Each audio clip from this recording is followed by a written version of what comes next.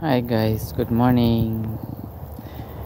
Ito ang buhay ni Romeo sa New Zealand. Yan ang ginagawa ko, may scaffold, may rapport na break time, need to relax. Sa magandang view,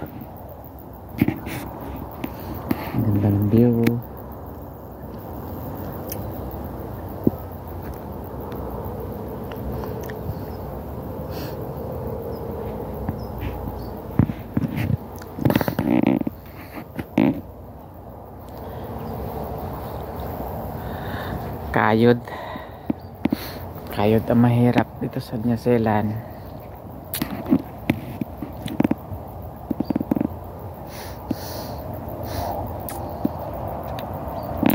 Pahirapan ngayon sa trabaho, maraming walang trabaho dito ngayon sa New Zealand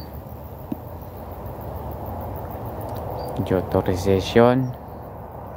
Sa mga kumpanya namimili na ng tao, kailangan mong mag-aral talaga.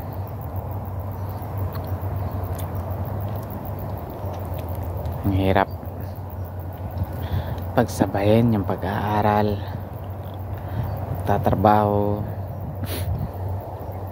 pero okay lang, pilit kakayanin para makabuo.